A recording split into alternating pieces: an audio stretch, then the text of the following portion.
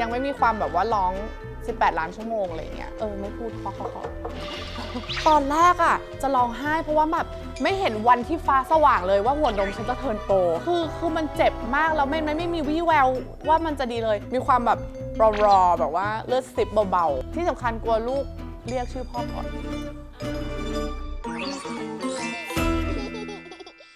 ฮัลโหลยังไงแม่วันนี้นะคะก็คือครบรอบจะ2 เดือนแล้วก็คือเดือนครึ่งกับการที่มีน้องคลอดลูกมาอะไรใดๆแล้วก็จริงๆเอาจริงเลี้ยงลูกเดือนครึ่งที่ผ่านมาก็รู้สึกมันดีนะคือถ้าเราไม่ไปฟิกเซตหรือไปตั้งจิตว่าแบบฉันเป็น depression ฉันเป็นซึมเศร้าฉันมันเหนื่อยฉันไม่ได้นอนอ่ะคือมันเหมือนมันมีอะไรทำตลอดเวลาคือวันหนึ่งอ่ะคืนหนึ่งผ่านไปเร็วมากแล้วก็เขาเรียกว่าอะไรน้องคิมก็คือถือว่าเลี้ยงไม่ยากเพราะว่าเขาร้องไห้แบบมีเหตุผลน่ะคือมันดูออกมันเดาออกว่าเขาหิวนมปวดท้องแพมเพิร์สเหมือนแบบแพมเพิร์สสกปรกอะไรเงี้ยค่ะเขาก็จะมีอยู่แค่นี้ซึ่งยังไม่มีความแบบว่าร้อง18 ล้านชั่วโมงอะไรเงี้ยไม่พูดขอตลอดที่ผ่านมาก็คือจะเข้าไปอ่านคอมเมนต์เรื่อยๆนะคะอ่านทุกคอมเมนต์เลยต้องขอบคุณพี่เลี้ยงออนไลน์ทุกคนที่แบบส่งคอมเมนต์มาแบบว่าให้กำลังใจให้กำลังใจเยอะมากคือเราไม่คิดเลยว่าจะมีคนมาใส่ใจหรือแบบนึกออกปะคือรีเลทกับเราได้เยอะขนาดนี้แล้วก็ทั้งให้คำแนะนำแล้วก็ให้คำติชมทุกอย่างคือชอบมากจริงๆแล้วก็ขอบคุณมากจริงๆเราก็เลยแฮปปี้ที่มีคนเอ็นดูน้องคิมเยอะขนาดนี้ไม่ใช่เอ็นดูแค่น้องคินเอ็นดูสามีเราด้วยแล้วก็เอ็นดูเราด้วยจ้าก็เลยอยากจะแบบว่าเปิดโอกาสเนอะที่จะตอบคำถาม Q&A ก็คำถามต่างๆที่เกี่ยวกับน้องคินเลี้ยงยังไงเป็นยังไงอีแม่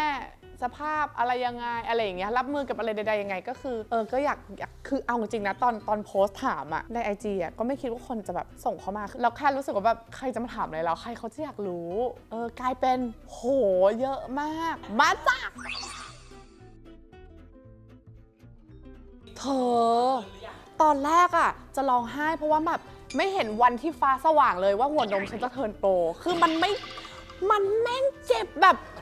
นึกว่าอาทิตย์ชิงดวงอะนึกออกปะคือมันเจ็บมากแล้วไม่มีวี่แววว่ามันจะดีเลยจะบอกให้ตอนนี้1 เดือนกับอีก10 กว่าวันมันเพิ่งจะเริ่มดีขึ้นคือมันจะไม่พร้อมกัน2 ข้างมันจะเห็นได้ชัดว่าข้างนึงยังชมพูอยู่นึงมีความแบบรอแบบว่าเลือดซิบเบาๆแต่อีกอันก็คือเริ่มแบบเข้าเต้าเราไม่เจ็บแล้วคือทุกคนต้องมีความหวังเธอต้องอดทนผิวของแต่ละคนไม่เหมือนกันแต่ของแอร์มันเริ่มมาที่เดือนครึ่งจ้ะ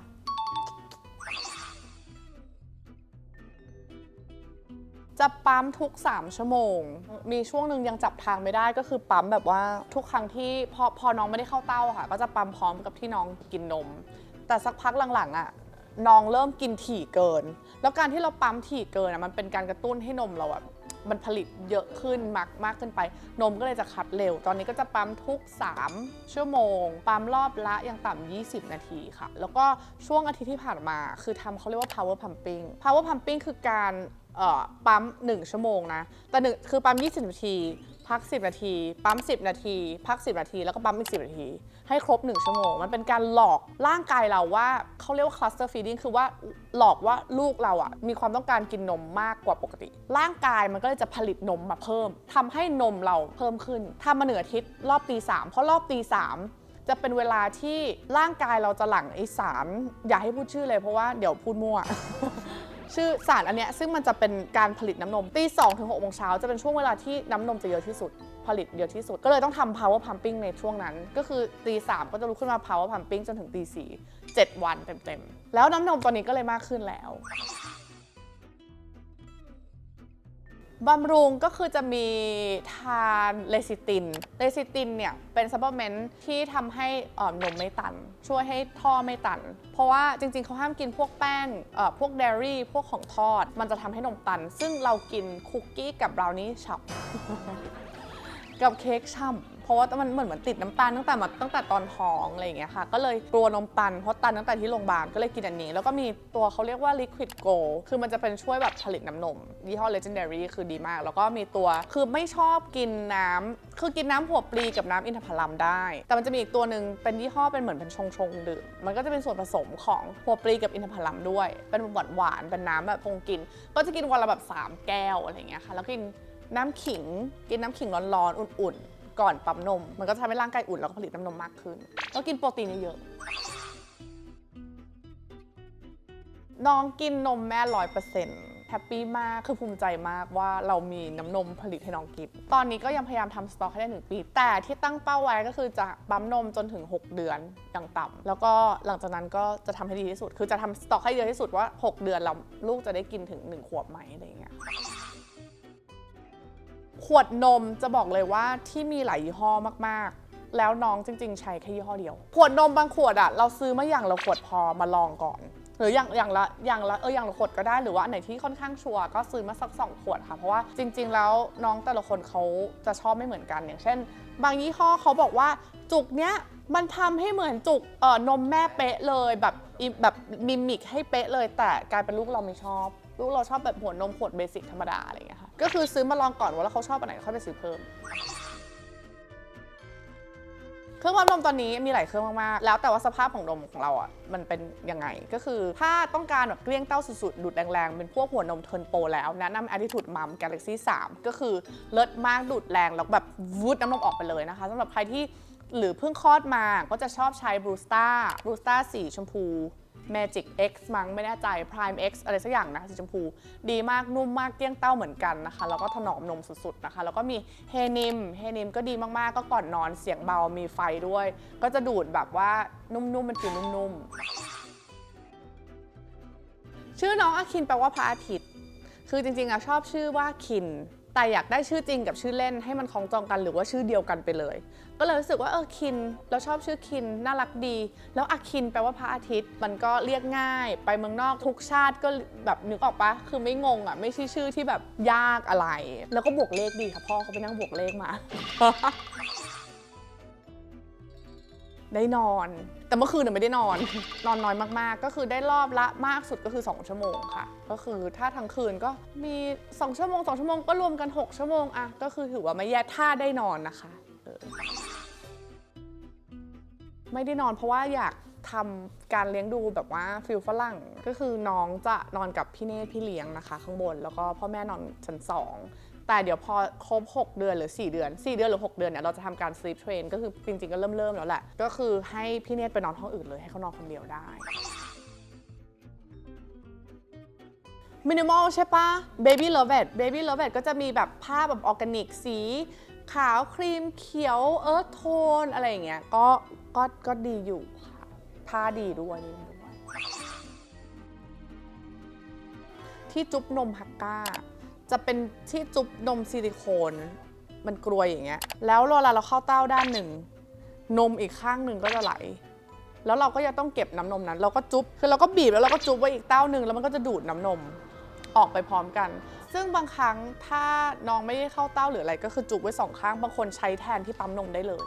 คืออันนี้เป็นไอเทมที่แบบ must have ที่แบบแม่ทุกคนต้องมีแบบควรมีมากๆเพราะว่ามันเลิศจริงๆช่วยค่ะเดี๋ยวทำ EP ให้ดูเต็ม1 EP เลยค่ะเป็นยังไงพ่อติดตามด้วยนะคะมีคืออย่างนี้ก็ถือว่าเราเลี้ยงเองด้วยไหมคือเราก็ไม่ได้แบบว่าทิ้งให้แบบว่าพี่เลี้ยงแบบโซโล่ไปเลยก็คือเราก็มีพี่เลี้ยงค่ะแต่ก็อยู่ด้วยตลอดคือการให้นมต่างๆคุณพ่อเป็นคนให้เข้าเต้าแม่ก็เป็นคนเข้าเต้าหรือว่าถ้าพ่อไปทำงานเราก็อยู่กับพี่เลี้ยงแล้วก็สลับกันแอร์ให้เต้าแอร์ปั๊มนมพ่อให้ขวดจับเลยพี่เลี้ยงช่วยเปลี่ยนแพมเพิร์สแล้วกล่อมนอนก็จะแบบสลับกันแบบนี้แต่ก็จริงๆก็หน้าที่ต่างๆก็ช่วยกันหมดเลยค่ะไม่เลยน้องอยู่ด้วยกันกับหมาก็มีงอนบ้างแต่เลี้ยงด้วยกันไม่มีแพ้เลยค่ะให้เขาดมได้แต่ยังไม่ให้แบบว่าฟูลสตรีมมาเลียน้องอะไรอย่างเงี้ยค่ะอย่าง ตอนนี้ผ่านไปเดือนครึ่งแล้วผ่าคลอดค่ะ เพราะว่าน้องไม่กลับหัวก็เลยผ่าแผลเอาจริงๆนะตอนผ่าคือแผลยังไงมันเจ็บอยู่แล้วนึกออกปะแต่วันที่ผ่าที่คลอดลูกที่เจ็บที่สุดคือใส่น้ำเกลือจ้ะบอกเลยผ่าเสร็จวันต่อมาคือยืนเดินเลย ตอนนี้ยังเจ็บอยู่ระบมอยู่บ้างเพราะแผลติดเชื้อมีการติดเชื้อเกิดขึ้นแล้วก็เราก็หลังจากกลับบ้านคือเราไม่ระวังเลยเราลุกขึ้นเดินเหมือนคนไม่ได้ผ่าตัดมา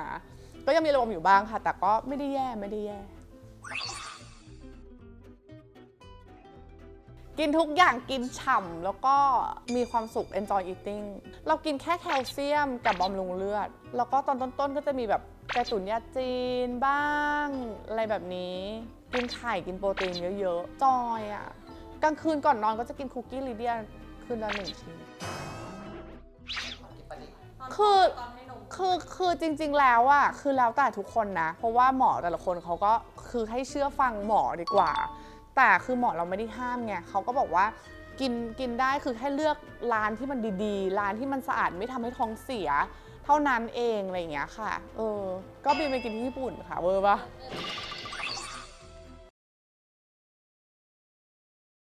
0.01 ค่ะ AMH มันเป็นค่ามันจะเป็นค่าแบบการตั้งต้นฮอร์โมนของการทำลูกอะคือคนที่มีค่า AMH แบบเท่าแอร์คือเป็นเหมือนวัยทองด้วยแล้วก็ไม่น่าจะมีลูกได้แต่ฉันทำได้แปลว่าคนที่ถามมา 0.3 หรอ 0.3 ดีกว่าของแอร์0.01 ถ้าอะไรที่ดีก็คือ 0.1 เป็นต้นไปก็คือ 0.2 1 ก็แย่แล้วแต่ 0.2 อะไรก็โอเคแต่ของเรา 0.01 มีได้แน่นอนค่ะตอนท้องแอร์ออกกำลังกายตอน3 เดือนแรกไม่ได้ออกเลยนะคะแต่ออกกำลังกายยันเดือนสุดท้ายเลยยันก่อนคลอดเลยก็มียกเวทคือยกเวทที่บอกก็คือยกเวทเลยคือแบบเป็นบาร์เลยแล้วก็เล่นพิลาทิสแค่นั้นเลยเพราะแอบออกกำลังกายเป็นประจำอยู่แล้วแล้วก็แค่ลดเดซิเบลลงมาให้เป็นแบบว่าเบาๆลงเฉยๆให้เหมาะกับเหมือนแบบสรีระไม่ใช่ดิสภาพของเราอะฮะหัวท้องอยู่แต่ก็ไม่ได้หยุดออกกำลังกายเลยค่ะตอนนี้ยังไม่ได้กลับไปออกเลยเพราะแผลยังไม่หายก็เลยน่าจะกลับไปเดือนหน้าค่ะ Baby Blue ตอนนี้ดีขึ้นเยอะมากๆถ้าวันนั้นที่กลับมาบ้านคือ10วันนี้น่าจะเป็น2คือดีสุดๆเลยแล้วก็มันจะมาแค่ช่วงให้นมเข้าเต้าหรือปั๊มนมคือโมเมนต์ที่ลูกดูดนมยังมีดิ่งอยู่แต่เราก็จะแบบถอนหายใจสูดหายใจแล้วก็ตั้งสติว่าโอเคเดี๋ยวก็มันจะโอเคมันก็จะผ่านไปแล้วเราก็จะมาโฟกัสที่ลูกเราแทนมาดูว่าเขาน่ารักเขาดูดนมเขาตาโตเขาหอมอะไรเงี้ยแต่ดีขึ้นเยอะมากค่ะใครที่ยังไม่ดู EP ก่อนหน้านี้นะคะก็จะเป็น EP Baby Blue เลยใช่ไหมก็ไปดูกันได้นะคะตอนนี้ยังไม่ได้แบ่งอะไรเลยค่ะตอนนี้ทุกอย่างเวลามันคือกำลังเพิ่งเริ่มซึมซับเวลาตัวเองเข้ามาก็ตอนนี้ทุกอย่างคือลูกหมดคือแล้วแต่ว่าลูกจะทำอะไรลูกจะตื่นลูกจะกินนมคือลูก 100% เริ่มกลับมาทำงานแล้วสามีก็เป็นเวลาเดียวที่อยู่กับลูกเพราะว่าเหมือนคือทุกอย่างโฟกัสไปที่ลูกหมดเลยคือเวลาที่ให้นมลูกหรืออะไรต่างๆเนี่ยก็จะอยู่กับสามีด้วยเลยก็กำลังจะเริ่มแบ่งให้มากขึ้นให้เป็นสัดเป็นส่วนมากขึ้นค่ะแต่ก็ต้องค่อยๆเนอะ มันยากอยู่เพิ่งเดือนครึ่งเองแกติดค่ะติดสุดๆก็คือแค่ลงมาข้างล่างเนี่ยก็คิดถึงแล้วแล้วก็ออกไปทำงานแบบแวบๆก็จะขาดอยู่เหมือนกันพ่อก็พาไปกินข้าวเดี๋ยววันนี้เอาไปกินข้าวเย็นแต่ครั้งแรกที่ไปกินข้าวก็คือ40 นาทีกลับบ้านกินเร็วเรา2 คนไม่พูดพร่ำทำเพลงฮะไปกินคือกินเราไม่คุยกันเราไม่มี small talk เรากินใช่เราก็กลับเข้าใจไหมคบกันนานแล้วมันจะไม่มีแบบอยู่แบบมันนั่งนุ้งกระนิ้งคุยนกชมไม้คือนกชมไม้คือมันจะเป็นแบบกินสั่งอะไรกินเสร็จปุ๊บกลับอะไรอย่างเงี้ย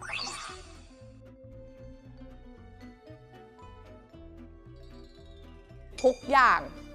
Baby Blue ความที่แบบว่าจะติดลูกแบบหน่อยลูกเกินทุกอย่างแบบลูกอ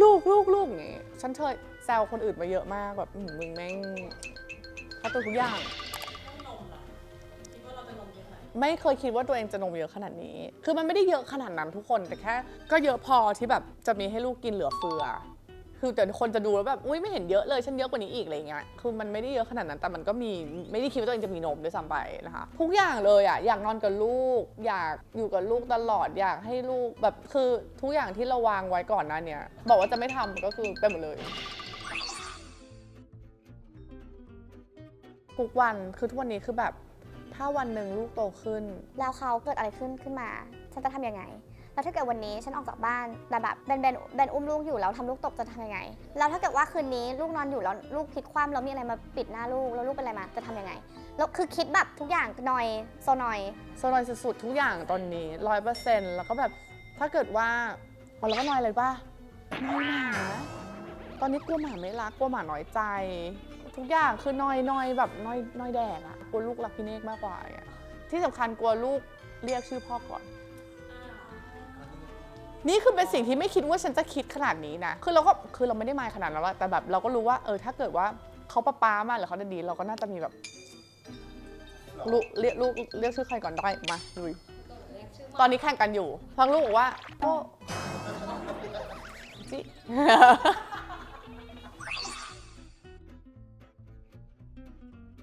ดีใจมากดีใจมากเพราะตอนแรกทุกคนก็จะแบบเหมือนครอบครัวเขาอย่างเงี้ยก็จะแบบเหมือนเบนเลยแล้วเราก็จะแบบหรอก็เราก็แฮปปี้ที่เขาเหมือนพ่อเพราะว่าก็ไม่ได้แย่แต่พอมันมีเหมือนเรามันก็จะมีชื่นใจนิดนึงเนอะเพราะเขาบอกว่าลูกชายเหมือนแม่แล้วเขาบุญวาสนาดีหน้าเหมือนเราจะตายใครบอกเหมือนเบนตรงไหนตาสองชั้นปากคว่ำแต่ช่วงตรงเนี้ยช่วงโหนกอะไรเนอะมันจะเป็นแบบเหมือนเบนเนอะเหมือนคุณปู่จริงคือจริงๆนะตอนนี้ไม่รู้ว่าเหมือนใครขนาดนั้นคือก็แต่เขาก็หน้าตาน่ารักอะแค่นี้ก็ดิชื่นใจแล้วโหเหมือนแบบเหมือนเอาหัวใจออกมาไว้ข้างนอกจริงเนี่ยทำไมต้องแบบเชื่อไปเลยเปียกไปเลย ไม่แต่เขาใช่ป่ะเขา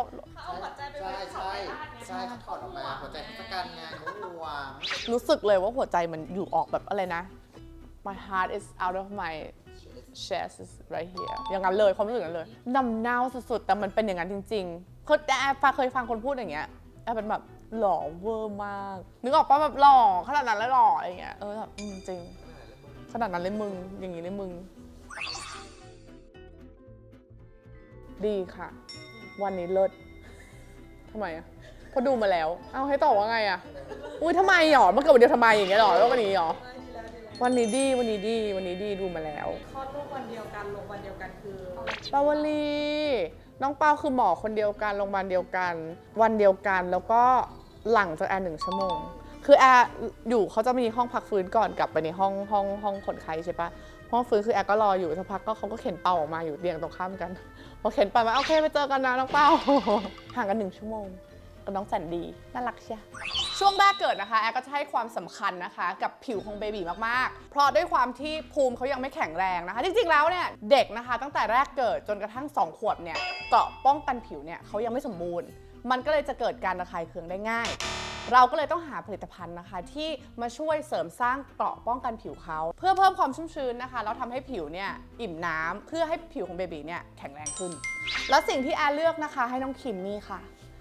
ก็คือนี่เลยค่ะมูสเทลล่านะคะแบรนด์เด็กที่ได้รับการันตีด้วยยอดขายอันดับ1ในยุโรปนะคะแล้วก็มีอายุมากกว่า70 ปีแล้วและเป็นแบรนด์ที่ได้รับการพัฒนาโดยผู้เชี่ยวชาญสำหรับผิวเด็กโดยเฉพาะเลยค่ะซึ่งตัวแรกนะคะ Hydra Baby Lotion นะคะเขาก็จะอ่อนโยนใช้ได้ทุกวันตั้งแต่ Day 1ทายน้องคิมตั้งแต่ช่วงแรกๆเลยที่กลับบ้านตัวนี้มันจะมีสารสกัดจากออร์แกนิกอะโวคาโดนะคะเป็นส่วนผสมหลักของมูสเทลล่าเลยแล้วก็มีน้ำมันสกัดจากดอกทานตะวันด้วยนะคะซึ่งเป็นไขมันดีบำรุงผิวที่อ่อนโยนพร้อมเติมความชุ่มชื้นและปกป้องผิวจากมลภาวะด้วยแล้วก็นี่ค่ะมีอีกตัวนะคะคือตัวนี้จ้ะ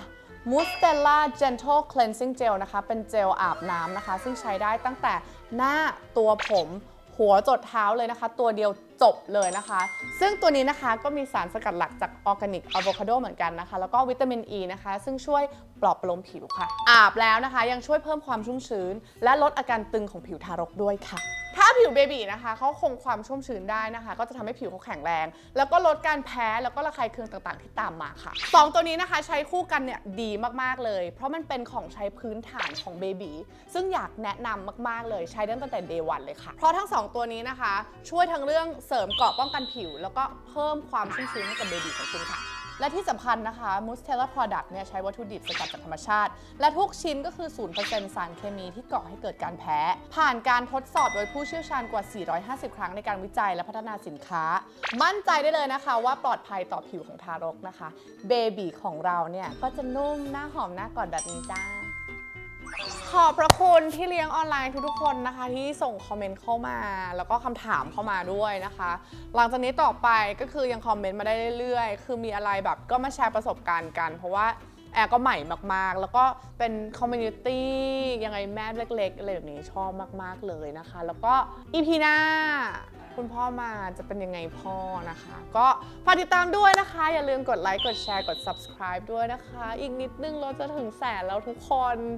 ขอให้แม่ไปถึงแสนแม่อยากได้โล่มากๆเลยถ้าถึงแสนเราจะทำอะไรดีปะ ว่ากันอยู่ว่า พูดไปเรื่อยอีกแล้วนะคะแต่ก็คอมเมนต์มาบอกมานะคะเผื่อทำได้ก็จะทำนะคะเจอกัน EP หน้าค่ะกับยังไงแม่บายบาย